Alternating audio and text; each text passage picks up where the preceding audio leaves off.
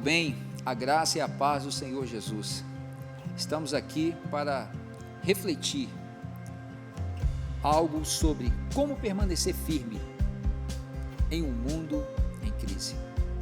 É bem verdade que estamos vivendo num mundo conturbado, um mundo difícil, um mundo de muita injustiça, de muitas desigualdades.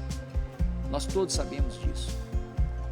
Mas neste momento, nós estamos testemunhando um mundo parado, literalmente.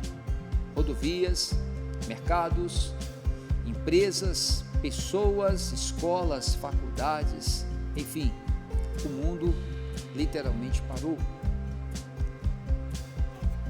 Mas eu queria, junto com você, pensar um pouco. É possível estarmos firmes na fé diante de circunstâncias adversas nas nossas vidas? É possível permanecermos firmes diante de um caos instalado no mundo inteiro? Mas eu sei também que nesse momento existem muitas famílias que estão sofrendo. Existem muitas pessoas que estão se questionando, talvez, onde está Deus? Será que Deus permitiu isso? Será que foi ocasionado isso por Deus? A nossa fé em Cristo Jesus, ela precisa ser clara, pura e cristalina. Nós precisamos entender que para permanecer firme no nosso propósito de servir a Deus, no propósito de servir ao Senhor Jesus, eu tenho que ter uma atitude. Essa atitude chama-se vigiar. Mas vigiar em que termos?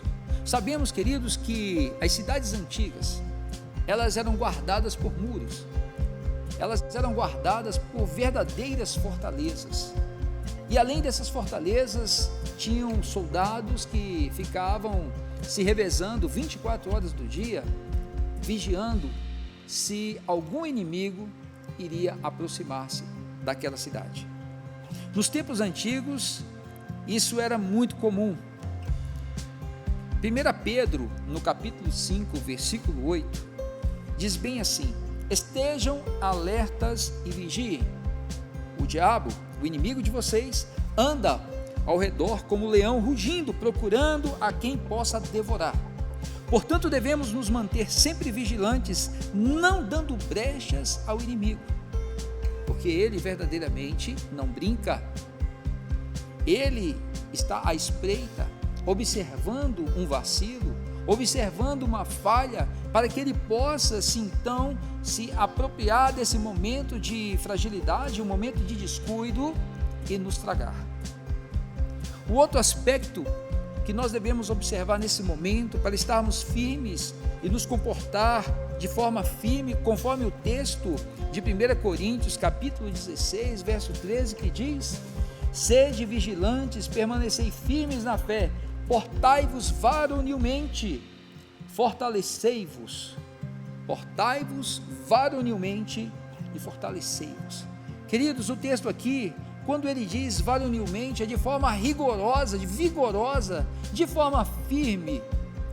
Esse momento, a situação requer que nós nos comportemos de forma firme e vigorosa, mas não com a nossa força, não com o nosso braço, mas na fé em Cristo Jesus, porque Ele é capaz de nos sustentar nesse momento. Talvez você esteja angustiado neste momento, mas eu lhe convido, conforme o texto aqui que acabamos de ler, de 1 Coríntios, capítulo 16, versículo 13, sede vigilantes, permanecei firmes na fé, portai-vos varonilmente. Queridos, nós precisamos estar firmes na fé, porque se nós não estivermos firmes, como enfrentaremos os dias difíceis? Como enfrentaremos os dias de escassez? Precisamos sim nos comportar firmes na fé, de forma vigorosa. Estar firme na fé, ainda nos reportando a 1 Pedro, no capítulo 2, aliás, no capítulo 5, versículo 9, onde lemos: resistam-lhe, permanecendo firmes na fé.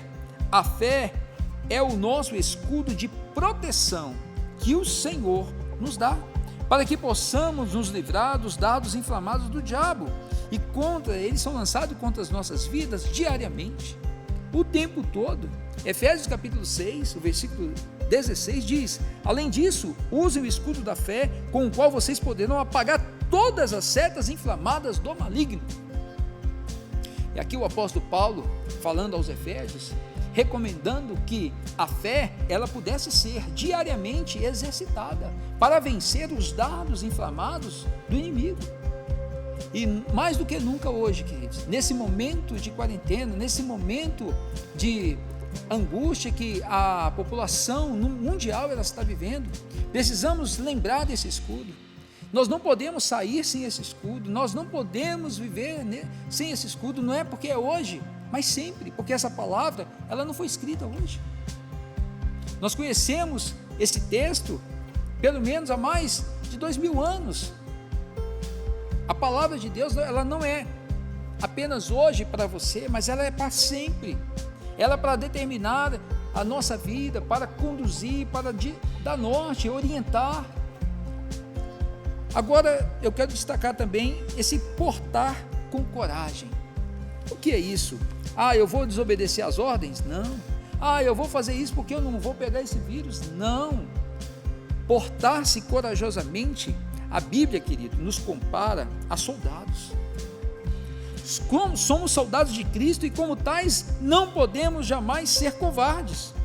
Pode vir a tribulação que vier nos atingir, não podemos nos acovardar, mas sair em combate usando a armadura de Deus, que está descrita em Efésios capítulo 6, do versículo 13 ao 17, você depois pode conferir na sua Bíblia. Ainda mais quando sabemos que o Senhor é a nossa bandeira, Ele luta as nossas batalhas.